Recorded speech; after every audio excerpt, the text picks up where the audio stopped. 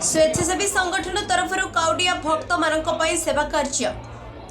केन्द्रापड़ा जिला मर्साघाई ब्लॉक अंतर्गत डीह बलरामपुर ग्राम बाबा मुक्तेश्वर पीठ में पवित्र श्रावण मासरे जलाभिषेक देखा मिले शह शह काउडिया भिड़ प्रतिवर्ष परी ए वर्ष श्रावण मास सोमवार दिन जलाभिषेक दूर दूरांतर आसुवा मानसिकधारी काउडिया भक्तों आगमन निमंते ग्राम में आध्यात्मिक परिवेश सृष्टि होइछि।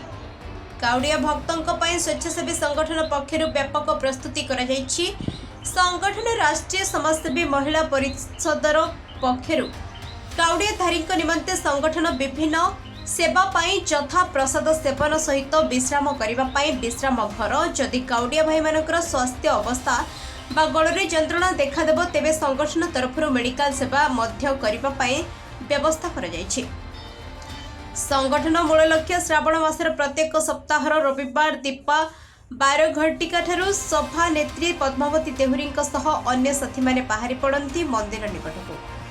रविवार और सोमवार 2 दिन धरी भक्तों सेवारे सदासर्वदा उपस्थित रही संगठन कार्यकर्ता मध्य इंदुरेखा सौदामिनी सुतार प्रियतमा राहुल पार्वती बेहेरा राजकिशोर दास और अन्य साथी माने काम निजक गर्वित मन करती स्वेच्छासेवी संगठन कार्यकर्ता पद्मावती देउरी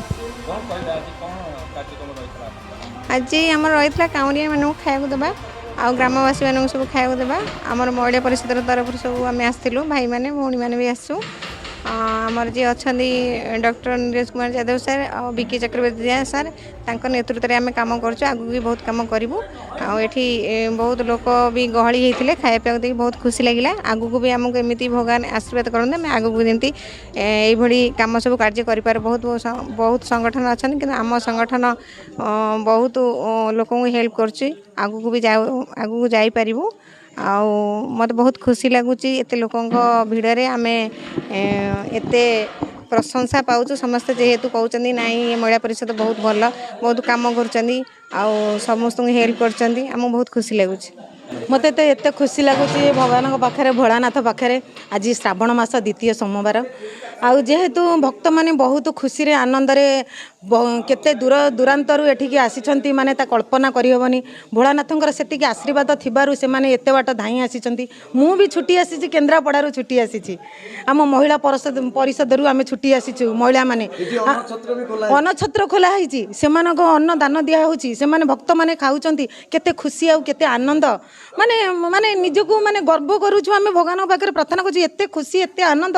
ए भोलानाथ आमको सेतिकी सहानुभूति आज्ञा ना विश्वजीत दास आम घर बाली सिंह आज्ञा आज विभिन्न शैव पीठ रे काउडिया भिड़ देखा मिलूँ भक्त मान भिड़ देखा मिलूँ मु तो बाहर रुहे बट जितेबाला आसे मु बाबा पाखक टी आसे तापर सहज श्रावण मसरे सोमवार टे बाबा पाखे समस्त गोटे भक्ति परिवेश हुए तेणु आसापी अत्यधिक मन बढ़ेगा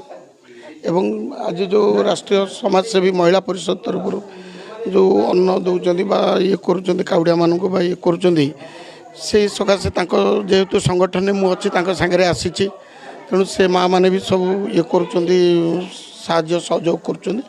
देखापी आस दर्शन कले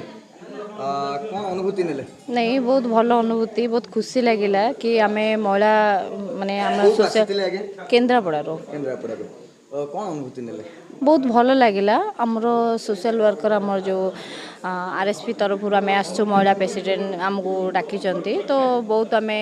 अन्नछत्र आयोजन होती तो बहुत खुशी लगिला बहुत भक्त मैंने आसी खाऊँ